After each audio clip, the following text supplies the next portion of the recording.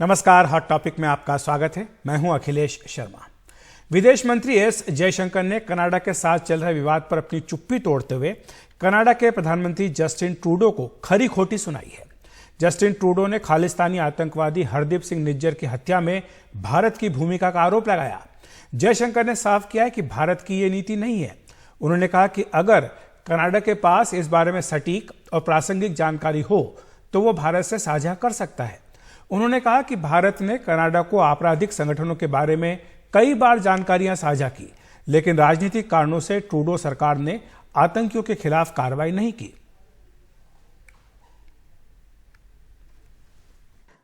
One, we told the Canadians that this is not the government of India's policy.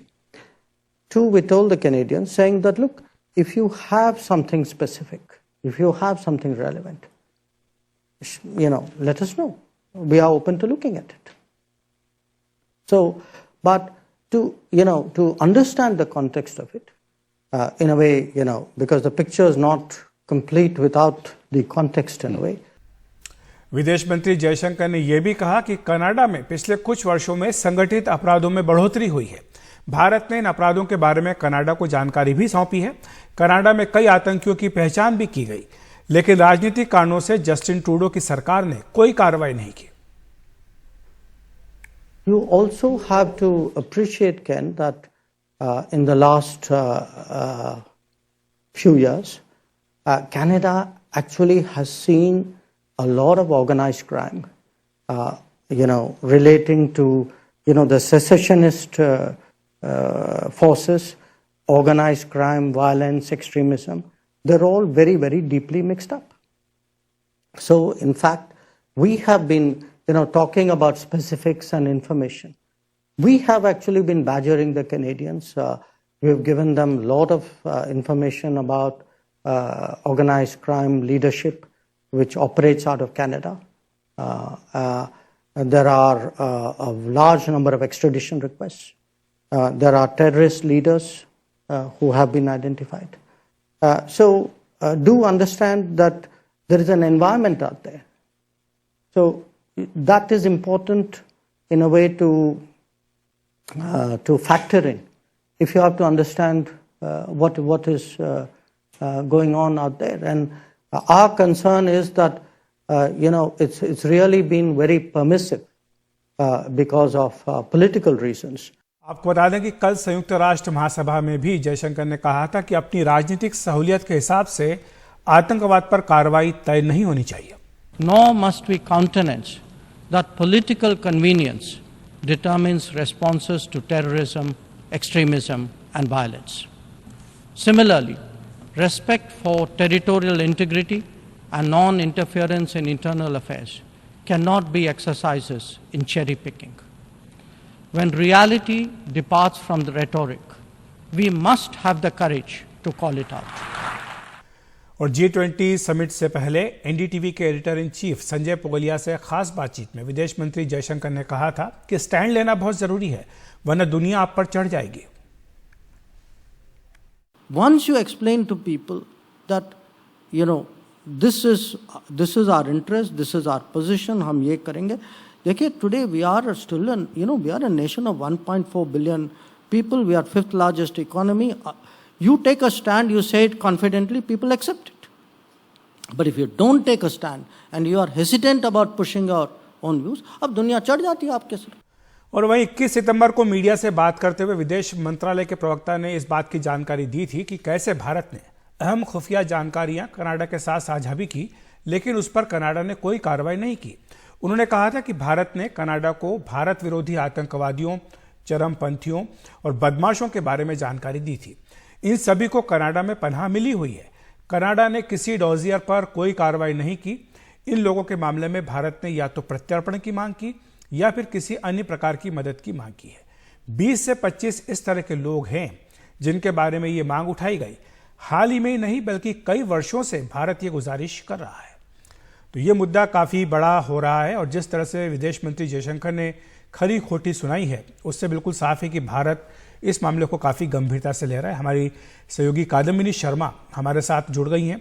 Kadambini, 21 तारीख को भी विदेश मंत्रालय की ओर से कहा गया था कि कई बार डॉजियर सौंपा गया, उन बदमाशों की सूची सौंपी गई जिन पर कार्रवाई होनी चाहिए, लेकिन कनाडा ने कोई कार्रवाई नहीं की। और अब विदेश मंत्री का इतना दो टूक बयान कनाडा के बारे में कि वो जो अपनी ज़मीन पर सक्रिय संगठन हैं उनके खिलाफ कोई कार्रवाई नहीं करता है, और न ही भारत की नीति रही है कि वो दूसरे मामलों में हस्तक्षेप करे या इस तरह कोई कार्रवाई को अंजाम दे।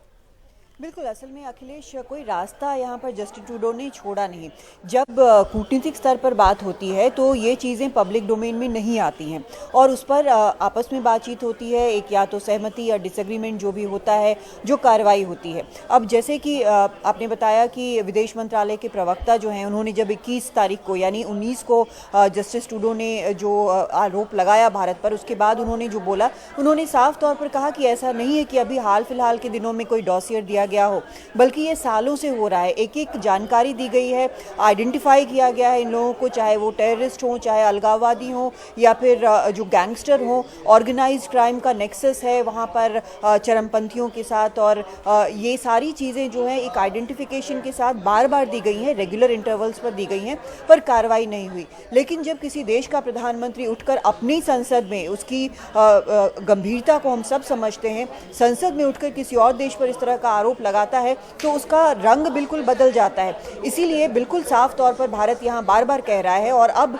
बिल्कुल हाई लेवल पे यहाँ पर विदेश मंत्री जो कि इस वक्त दौरे पर हैं, अमेरिका दौरे पर हैं, यूएनजीए में उन्होंने बोला, उन्होंने अब एक और कार्यक्रम में बड़े साफ तौर पर उन्होंने जब सवाल पूछा गया तो सीधा कनाडा का नाम लेकर बोला कि हम तो ये बार बार कह रहे हैं लेकिन वहाँ से कुछ होता नजर नहीं आ रहा है। और इस तरह की चीज़ भारत की नीति नहीं है। ये कई और देशों के साथ इस तरह की चीज़ें जोड़ी जाती हैं कि दूसरे देशों में जाकर अपने जो डिसिडेंट्स होते हैं उनके ऊपर वार करते हैं, लेकिन ये भारत की नीति कभी नहीं रही है। तो अब ये बहुत साफ हो गया है कि भारत जो है वो चुपचाप ये एलिगेशन नहीं सहेगा, क्योंकि इस तरह की चीज़ भारत जो है वो न तो नीति के तौर पर करता है, ना दूसरी तरह से करता है। और अगर ये भी कहा है जयशंकर ने कि अगर आप सबूत दें, स्पेसिफिक सबूत दें, तो हम ज़रूर इस पर देखेंगे, जो कि एक लोकतंत्र की पहचान है कि अगर सबूत है तो उस पर ज़रूर जाँच होगी और अगर सही निकलता है तो कार्रवाई होगी।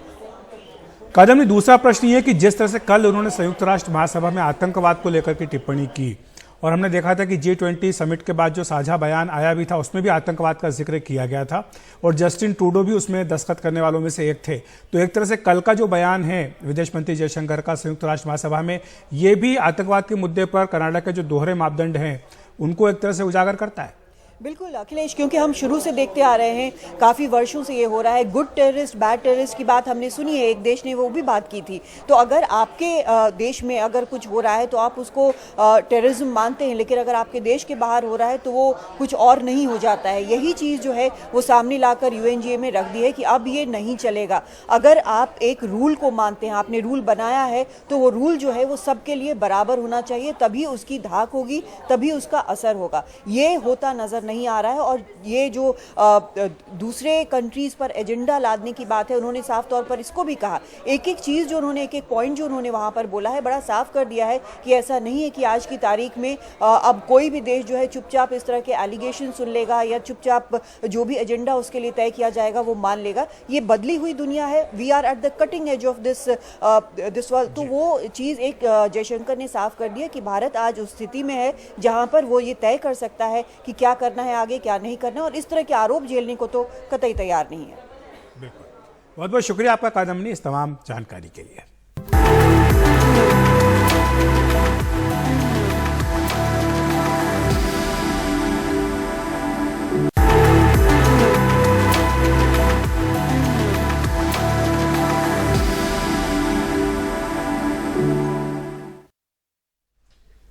कनाडा और भारत के रिश्तों के तनाव के बीच एनआईए ने आज खालिस्तानी आतंकियों, गैंगस्टरों और ड्रग्स तस्करों के गठजोड़ को लेकर बड़ी कार्रवाई करते हुए 6 राज्यों में 51 से भी ज्यादा जगहों पर छापेमारी की।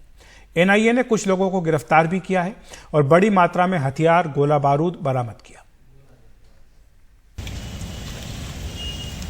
बुधवार सुबह राष्ट्रीय जांच एजेंसी यानी एनआईए ने पंजाब, हरियाणा, राजस्थान, दिल्ली एनसीआर और उत्तराखंड में 53 जगहों पर एक साथ छापेमारी शुरू की। ये कार्रवाई खालिस्तानी आतंकियों और गैंगस्टरों के नेक्सस को ध्वस्त करने के लिए हुई। कनाडा और भारत में बढ़ती कूटनीतिक खींचतान के बीच एनआईए का भारत में ये बड़ा क्रैकडाउन माना जा रहा है। एनआईए ने खालिस्तानी आतंकवादियों, गैंगस्टरों और ड्रग्स तस्करों को लेकर कई इनपुट इकट्ठा किए थे। हाल ही में जो खालिस्तानी आतंकवादी, गैंगस्टर और ड्रग्स तस्कर पकड़े गए हैं, उनसे पूछताछ के आधार पर पता चला कि ये nexus terror funding, target killing, जबरन उगाही और विदेश में बैठकर भारत विरोधी गतिविधियों में लगा हुआ है। इसके अलावा ये लोग हथियार सप्लाई भी कर रहे हैं जो कि पाकिस्तान से भारत आ रहे हैं। एनआईए ने अगस्त 2022 से लेकर गैंगस्टरों और खालिस्तानी आतंकियों के खिलाफ यूएपीए के तहत 5 केस दर्ज किए हैं। इसमें अर्शदीप डल्ला, लॉरेंस बिश्नोई, देवेंद्र बंबिया समेत कई लोगों के नाम हैं। एनआईए की कार्रवाई अर्शदीप के संगठन खालिस्तान टाइगर फोर्स को लेकर भी है। सूत्रों के मुताबिक अर्शदीप के करीबी हैरी मौर, गुरप्रीत सिंह गुरी और गुरमेल सिंह के ठिकानों पर कार्रवाई हुई। इसके अलावा लॉरेंस बिश्नोई, दीपक टेणु, सुक्खा दुनीके, कौशल चौधरी, भूपी राणा, सुखप्रीत सिंह और काला जटेड़ी जैसे गैंगस्टरों के ठिकानों पर रेड हुई। रेड के दौरान बड़ी मात्रा में हथियार, कारतूस और डिजिटल सबूत बरामद हुए। यूएई, पाकिस्तान, कनाडा और पुर्तगाल में बैठे खालिस्तानी और गैंगस्टर भारत में ओवरग्राउंड वर्करों को हवाला चैनल से ड्रग्स और हथियार के लिए पैसे भिजवा रहे हैं। भारतीय जेलों में बंद गैंगस्टर और उनके गुर्गे खालिस्तानियों के लिए टारगेट किलिंग कर रहे हैं। एनआईए के मुताबिक जिस तरह से आज गैंगस्टरों, खालिस्तानी आतंकियों और आईएसआई के बीच संबंध हैं, उसी तरह 1993 में भी ठीक इसी तरह से अंडरवर्ल्ड और आईएसआई के संबंधों का खुलासा हुआ था। फिरोजपुर में एनआईए ने आतंकी अर्शदीप के करीबी एक गुर्गे जोनस उर्फ जोरा सिंह को हिरासत में लिया है। जानकारी के अनुसार जोरा पंजाब में हथियार मंगवा रहा था और अर्शदीप के साथ लगातार संपर्क में था। उसके मोबाइल में एनआईए को चैट भी मिली है। एनआईए इसके पहले इसी सिंडिकेट को लेकर 370 जगहों पर छापेमारी कर चुकी है। इस दौरान 38 हथियार और 1129 कारतूस बरामद हुए थे। एनआईए ने 87 बैंक खाते फ्रीज किए हैं। 331 डिजिटल डिवाइस जब्त कर चुकी है। 331 दस्तावेज और 2 गाड़ियां कब्जे में ले चुकी है। 2 भगोड़ों को आतंकवादी घोषित कराया है। 15 लोगों को भगोड़ा घोषित किया है। अर्शदीप डल्ला जैसे 9 आतंकियों और गैंगस्टरों के खिलाफ रेड कॉर्नर नोटिस जारी करवाए हैं। एनआईए के मुताबिक इस नेक्सस के खिलाफ उसकी कार्रवाई आगे भी जारी रहेगी। एनआईए का मानना है कि अगर खालिस्तानी आतंकवादियों, गैंगस्टरों और ड्रग्स तस्करों का नेटवर्क टूटेगा तो देश में खालिस्तानी गतिविधियों पर भी लगाम लगेगी। इसीलिए एनआईए की ये कार्रवाई आगे भी जारी रहेगी। नई दिल्ली से कैमरामैन संजय कौशिक के साथ मैं मुकेश सिंह सेंगर, एनडीटीवी इंडिया।